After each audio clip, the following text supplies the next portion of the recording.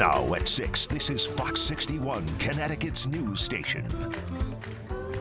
Well, now at 6, it's day one of the Trump administration's tariffs on Mexico, Canada, and China. The tax went into effect this morning, and now all three countries say they will impose retaliatory tariffs on the U.S. Thanks for joining us for the Fox 61 News at 6. I'm Brent Harden. And I'm Bridget Piorlo. The stock market closed 2 hours ago and it racked up more losses on Wall Street. Take a look at how it closed today. The Dow Jones Industrial Average shed 670 points, or 1.6%. The Nasdaq slipped 0.4%. Even though big tech stocks did rebound. But what do these tariffs mean for prices and for your wallet specifically? Fox 61's Emma Wolfhorst explains. Well, the bottom line here from experts and economists: prepare for higher prices. Right now, it's no longer a bargaining chip anymore. It's real.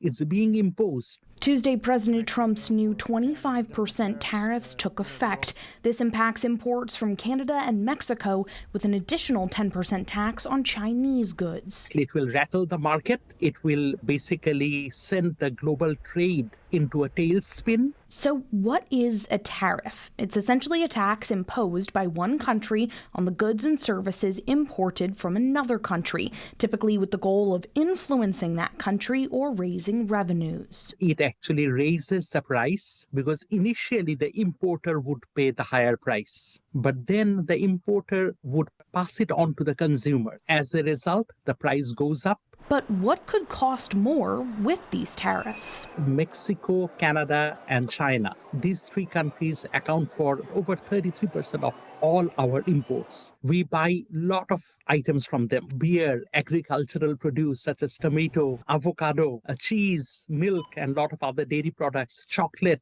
toilet paper, timber, lumber. That has businesses like downtown Hartford's Victus Coffee worried.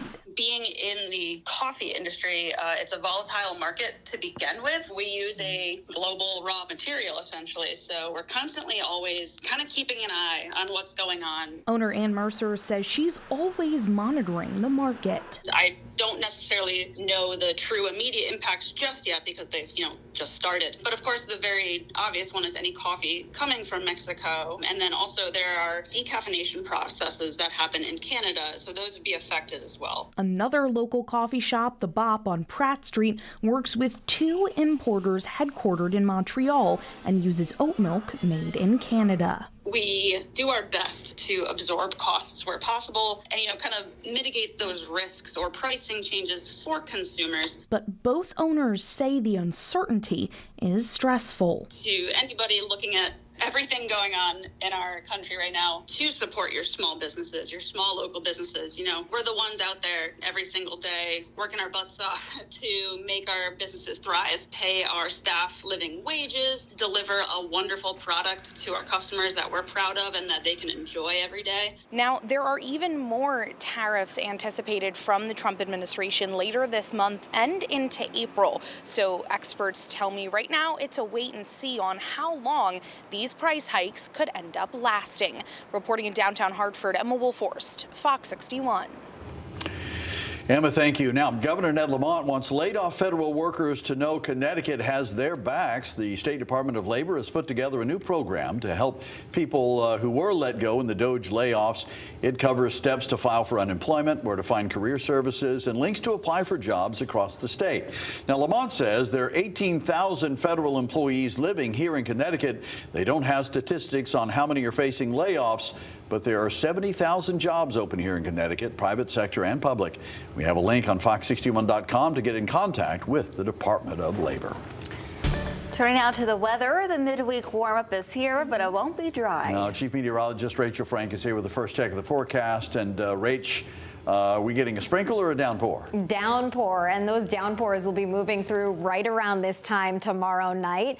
Now, before 5 o'clock tomorrow night, there could be a light shower or sprinkle here or there. But we are timing out the heaviest rain and the strongest winds, again, arriving 5 p.m. to about 3 o'clock in the morning. So Wednesday night into early Thursday before the sun comes up. What do you need? Well, an umbrella. You'll likely need a little bit of extra time to travel heading into later tomorrow night, as you'll be splashing through puddles. Secure any loose objects. We could see gusts up to around 45 miles an hour. That is generally lower than what's needed to cause wind damage, especially in the winter when there are no leaves on the trees. But again, things could blow around. This is a look at the storm system that we're tracking. Severe weather to the south, snow to the north, and we are just expecting some rain and gusty winds in the middle. Temperatures right now are in the 40s, so it is a lot milder out there across the state. And we'll see overnight lows in the upper 30s to near 40 as we head towards daybreak tomorrow. Cloudy skies, maybe a sprinkle in the morning or midday, but the best chance for more steady and even heavy rain will be tomorrow night. We'll take a closer look at all of this. Full forecast coming up.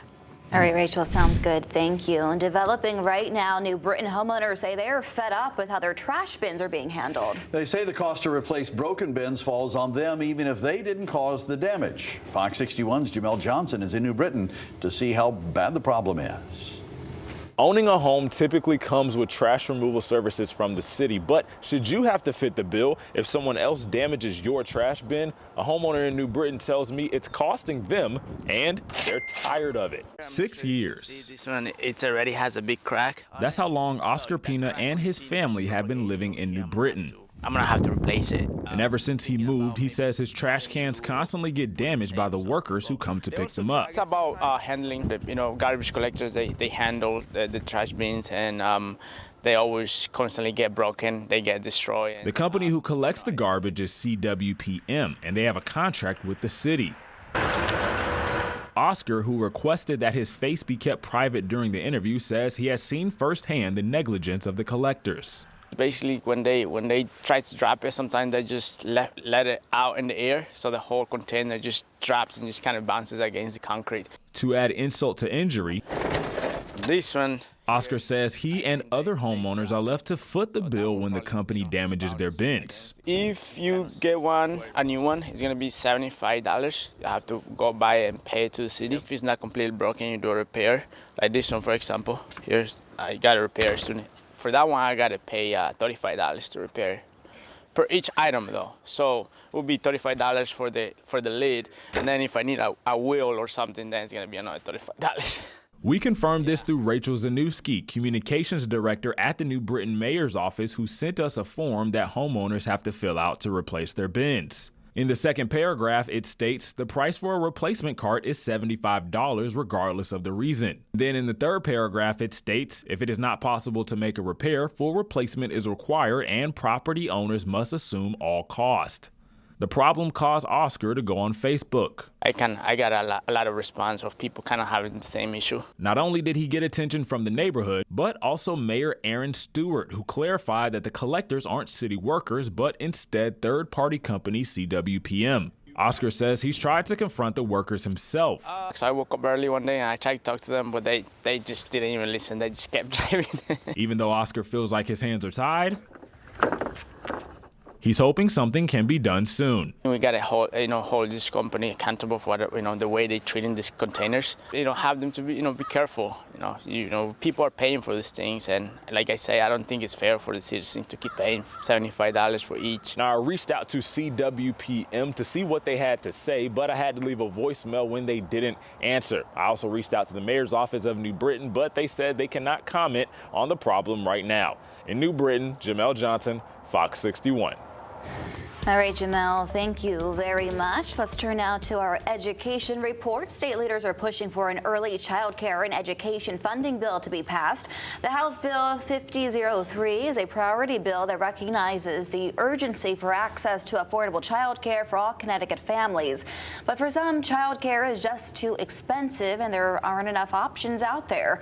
Lawmakers say this bill will impact three major things. One, families could get those funds faster. Two, attract and keep child care educators here in the state. And three, build new and updated child care facilities. Parents can't afford to pay anymore. The centers can't really afford to charge anymore. And therefore they can't pay their staff more. These are the brutal economics of the early child care system. And this is why it's crucial that the state step in to support. Leaders say this bill would build off the Public Act 2491, which was passed last year. Governor Ned Lamont signed it to establish the Early Childhood Care and Education Fund that exists right now.